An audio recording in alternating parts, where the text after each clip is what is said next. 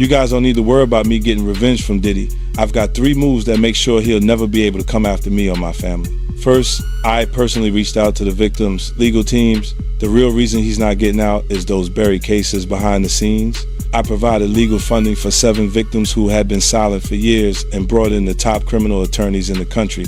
Second, I bought up every potential post-release business deal he had lined up. I planned this 2 years in advance, so by the time he got sentenced and still had hope of getting out, every partner had already cut ties with him. Third, I don't just have evidence, I've got backups. This is an entire minefield that's been buried for 20 years. I uncovered every secret from the last 30 years. With testimonies from the victims, we interviewed over a dozen people he tricked, threatened, or violated. You think that's harsh? No, he destroyed other people's lives for decades. I'm just making sure he spends a few extra years in prison for it. I'm not afraid of his people, not afraid of his threats. I know he's still in there fantasizing about a comeback, but the truth is, he's never coming.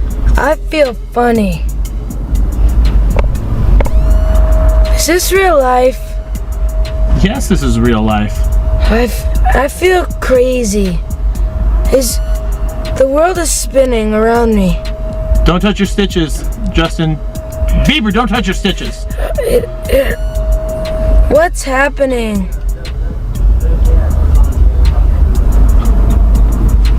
No. Bieber, stop. You have 4 eyes. I have 2 fingers. I have 3 fingers. Is this gonna last forever? Justin, stop it. Yeah, you pressing Bieber? Yeah. Yo, what's up? Like, I'm calling you and answering.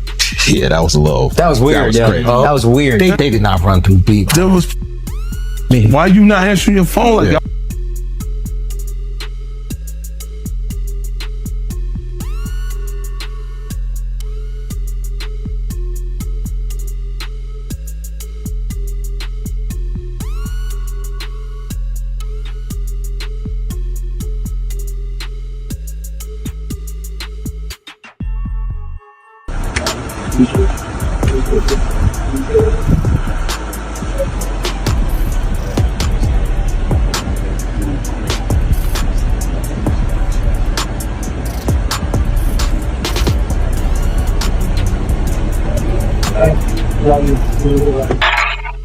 What's going on with you guys? Are you working together? I'm not. I mean, I think that we become friends in a strange way. You know, like Robin Big. Yeah. It's like exactly. I'm begging you, Robin. Yeah. No, I mean, to a lot of us, he's like a little brother. You know what I'm saying? He's not afraid to call and ask for advice. He's somebody that, in the industry-wise, the record industry is a strong family, and he's somebody that, you know, we definitely have our arms around, and we want to protect him because he's such genuinely a nice person. Besides his talent, you know what I'm saying? He's one of the greatest kids that you could ever know. Justin, you.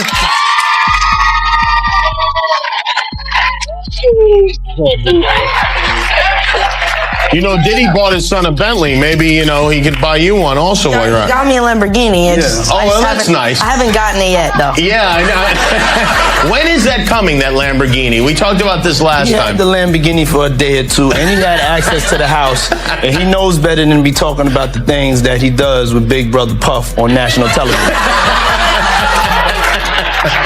For years, the entertainment world dismissed the warning signs as nothing more than background distractions. Strange encounters were brushed off as jokes. Questionable clips turned into internet trends while deeper concerns were quietly ignored.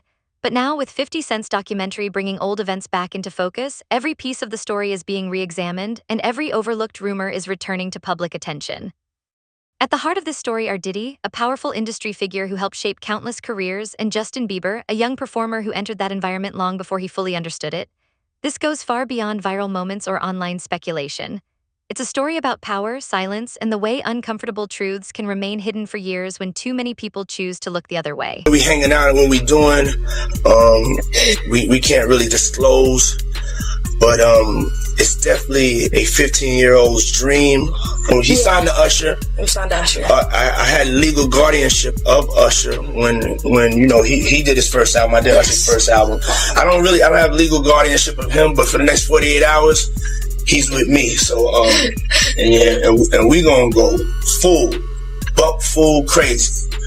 Justin Bieber's journey to fame was presented as the ultimate success story of a new generation. Yet behind the cameras existed a much more unsettling reality, a young star trying to navigate powerful adult circles without the protection he truly needed.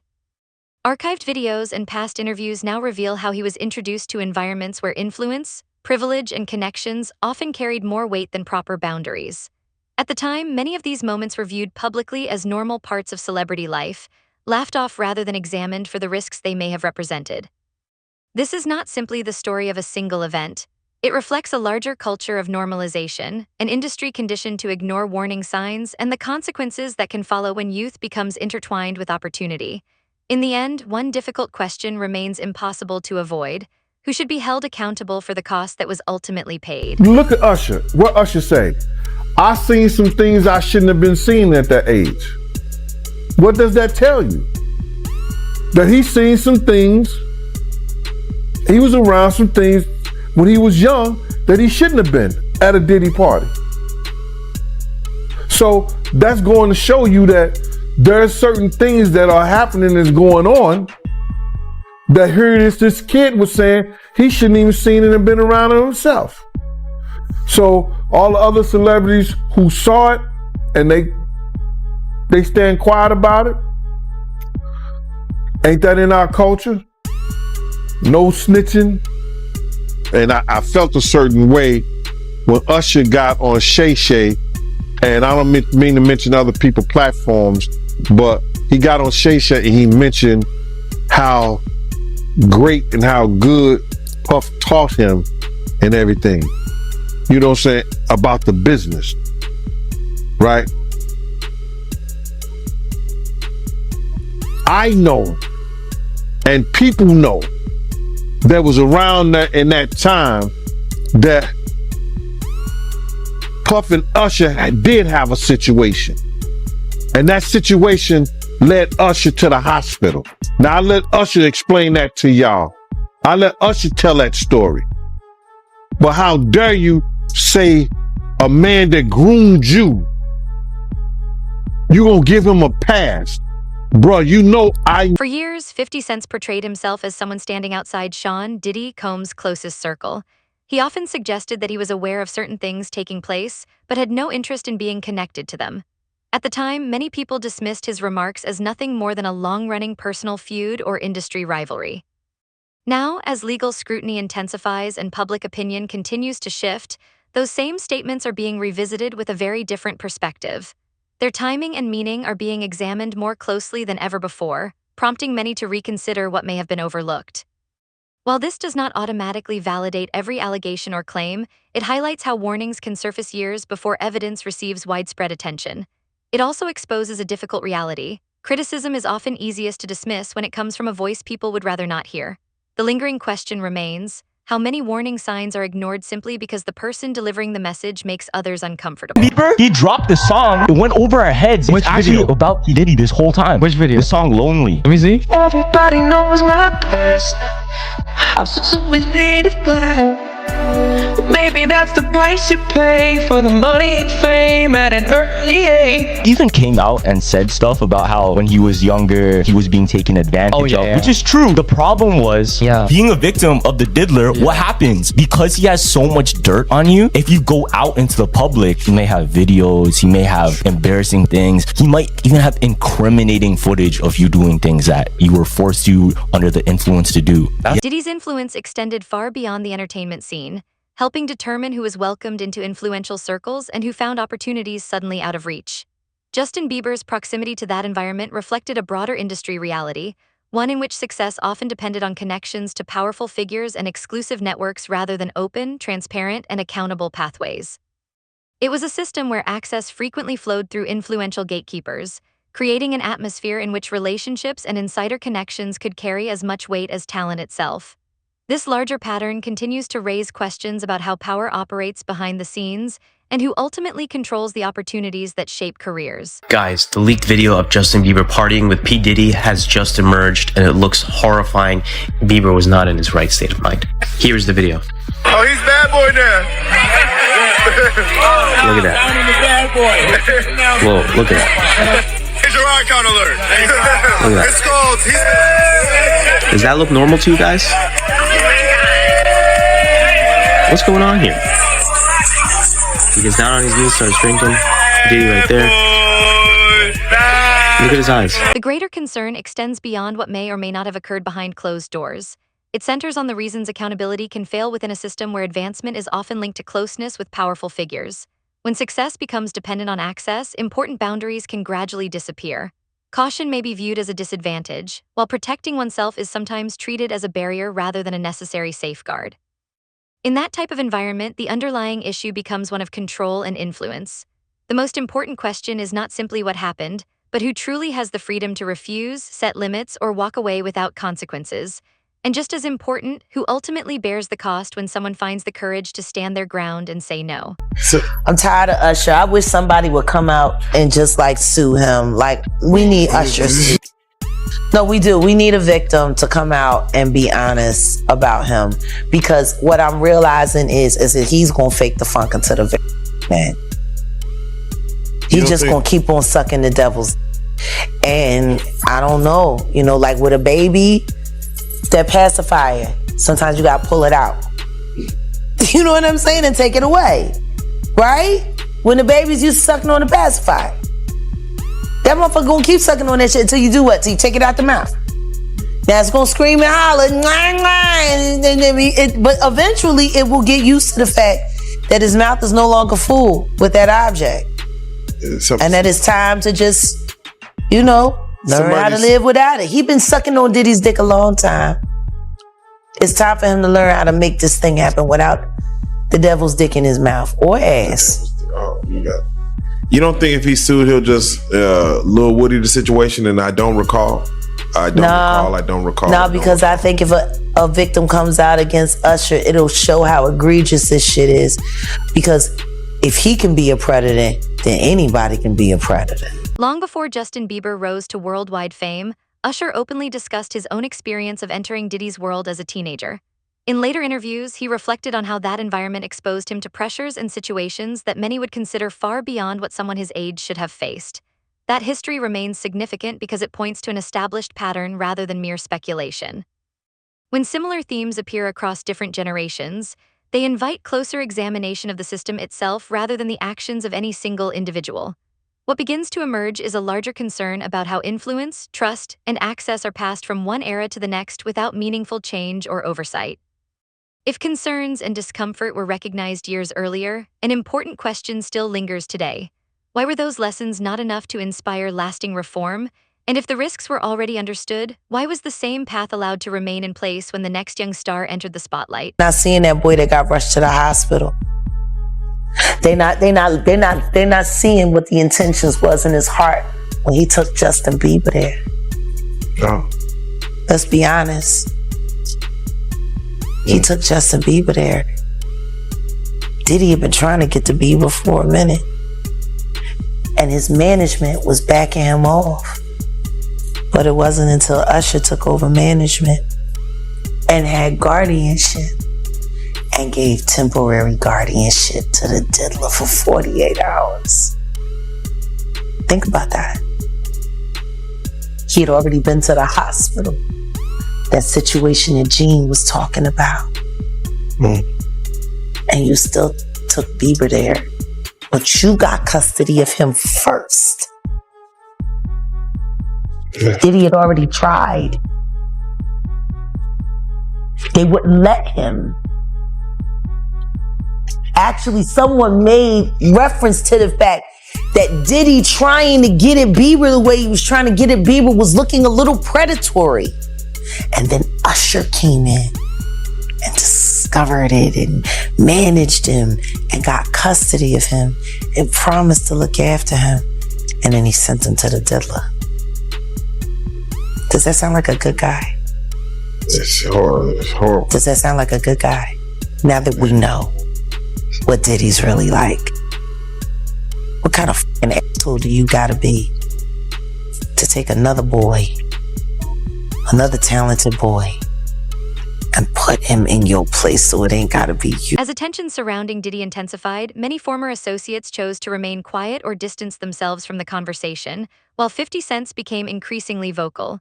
In doing so, he highlighted an unwritten rule that has long existed within powerful industries. Speaking out can put valuable relationships at risk, while remaining silent often helps preserve them. Over time, loyalty, self-interest, and professional survival can become so closely connected that separating one from the other becomes difficult.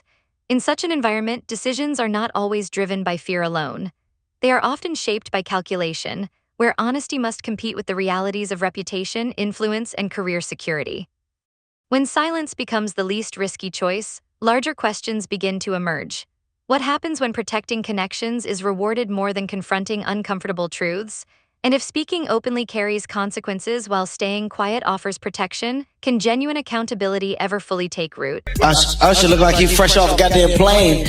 Usher fresh off the garden stage. That's my brother right here from day one. We used to wake up and, damn, pause, but like just back in the days when he was like 10 and I was a little bit older, his older brother, we used to fight over the Frosted Flakes. You know what I'm saying? Before pause was invented. You know what I'm saying? But it's my brother for real. We used to actually wrestle off of the Frosted Flakes because he used to always get up early with me. Now he's one of the richest stars in the world. And what did Puff just say? Nobody's gonna acknowledge this with me. Puff just said we used to wrestle over the Frosted Flakes, and we're streaming live. That was stupid. Listen, that was stupid. Listen, having a good time, yo. Usher is a procurer. And if Usher knew what was going to happen to any of those young children that he took to the Flavor Freak office, he a good guy. Especially considering what happened to him. Especially considering that he sat with Howard Stern, and Howard Stern said, would you send your kids to Puffy's Flavor Camp? And his immediate response was, hell no! So it's good enough for everybody else's kids, but it's not good enough for yours. Yours are just good enough to die in Lake Lanier with no real investigation. Got it? Like, these aren't good people! All right, Jeff. He's not good! He's a...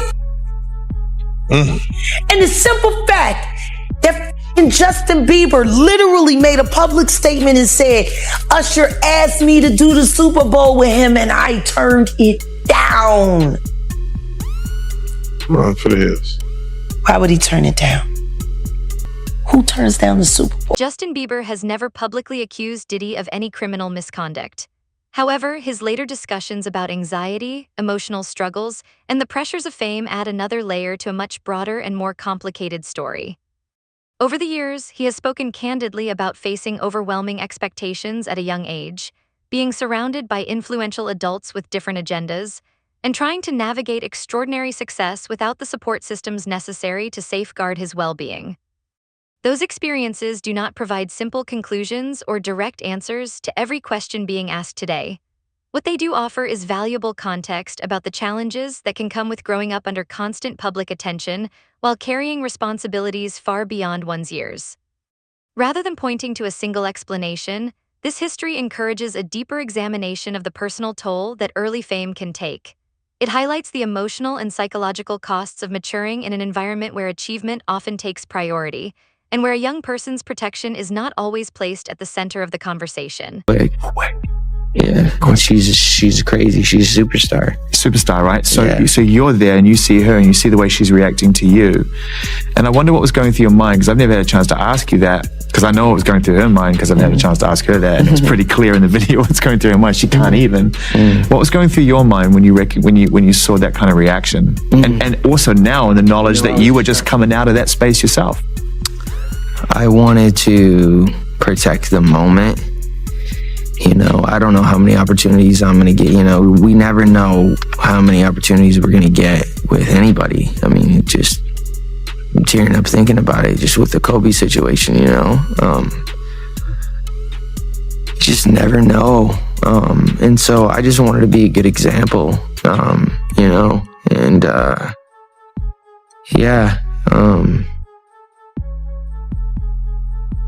Did you feel protective of her? Yeah, I definitely feel protective of her. it was hard for me being that young and being in the industry and not knowing where to turn, and everyone, you know, telling me they love me and, you know, just turn their back on you in a second. So yeah, it's hard because I want her to know that, you know, she can count on me, but at the end of the day, I'm never gonna force myself to be in a relationship with her. It has to be natural, right? So I just kind of, you know, let her do her thing, and if she ever needs me, I'm gonna be here for her. But yeah, just protecting those moments because people take for granted encounters, and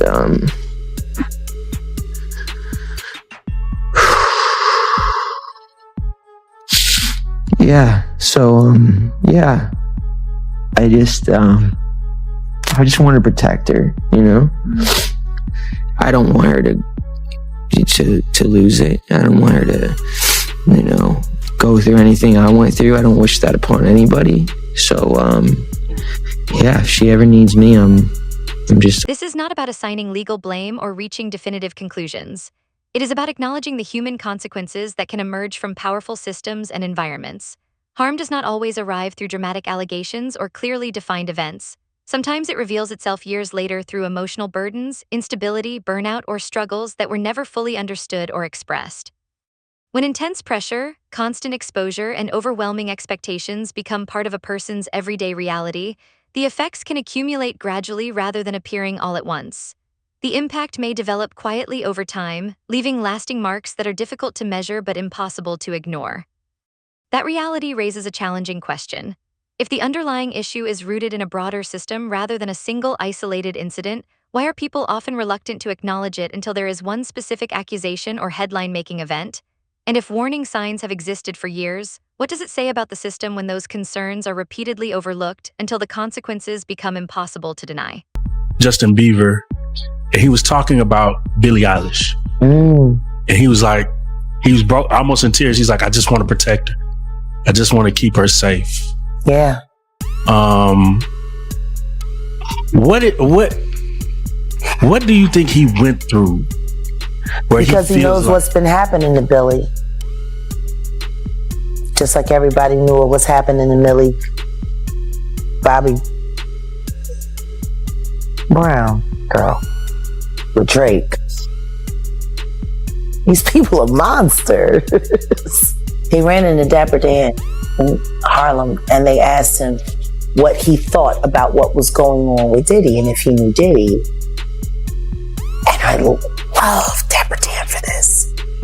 He said, I grew up with his parents. I knew his parents. He said, and what's going on with him has been going on long before him. Now, his father was a government snitch and a bad actor in the criminal world altogether. The woman that they're saying is his mother was a prostitute, no whore. But there's whispers in the streets of Harlem that Diddy's mother isn't alive. Not his biological mother, but that woman is his aunt. Whoa. There are whispers. Wait a minute. There are whispers. Diddy's story is so convoluted, but nobody really likes talking about who he was before he became Puffy. Nobody, like, I would love if I could be granted an interview with him. To interview Diddy now in his most raw state about his life up until the age of 15 only. We got to learn how to stop making Diddies. What made him him? Now, his pedigree comes from rat background. His father was a rat, snitch, not revered. He turned on Frank Lucas, who was the king of Harlem. And yet, Diddy was able to, siphon off enough of that juice, just enough to get people, but he needed Gene. Think about this. Gene was more of a father figure to Diddy than he was a bodyguard. And Gene was more than a bodyguard, he was an investigator. So when they went separate ways, clearly, As Diddy's legal case moved into federal court, the discussion shifted away from rumors and public speculation toward a process shaped by evidence, legal standards, and documented proceedings. Allegations, rulings, filings, and courtroom decisions established clearer boundaries around what could be responsibly discussed, while also drawing attention to broader issues that extend beyond any single individual. Yet legal proceedings have limits. Courts are designed to evaluate specific actions, determine legal responsibility, and reach judgments based on established laws. They are not built to fully examine the cultures, incentives, and power structures that may exist behind those actions. Because of that, some of the deeper questions often remain unanswered even after a case reaches its conclusion. The larger lesson is difficult to ignore. What is legally permissible is not always ethically sound, and the end of a courtroom battle does not automatically resolve concerns about wider systemic problems. When the legal process concludes, another question begins to take shape. Does accountability end with a verdict, or is that the point where a broader conversation about responsibility, culture, and reform truly starts? If I'm looking at any black guys that are A-listers that's bigger than Diddy, there's only one that I could come up with. And there's a few I could come up with. Will Smith. He's bigger than Diddy. I would think Nick Cannon is bigger than Diddy. Who else on the black that are black actors or black in the business that's an A-lister that's bigger than Diddy that's black? That's hard to think. But then if you got the A-listers, you know, you got to realize he ran with that black that Rat Pack, and I don't want to even say their names, but they said I got their names wrong last time. What's his name? Kushner? What's the other guy? Leonardo? Yeah, his name. Man, I don't keep up with these cats, but I heard that that's not only the tape that's being shot. There's some other tapes out there, other people too with him, and him doing some things with some other people. So there's quite a few tapes that might be out there, what they're hearing, and I don't want to see the tapes, but I want to know if they really true. Because if they got if they got some tapes out there and it's with some underage, whether it's celebrities or not, it's gonna be crazy, bro. It's gonna be real. The overlap between 50 Cent, Diddy, and Justin Bieber points toward a broader conversation about celebrity-driven ecosystems where influence grows quickly, vulnerability often fades into the background, and accountability tends to arrive late, if it arrives at all. In such spaces, youth is frequently framed as raw talent, access is rebranded as guidance, and silence is interpreted as professionalism, gradually shaping an environment where imbalance starts to feel routine rather than concerning. This perspective is not built on certainty about individual cases, but on recurring patterns that appear across different moments in the entertainment world. It highlights how similar conditions can repeatedly produce similar outcomes, even when the people involved and the circumstances change.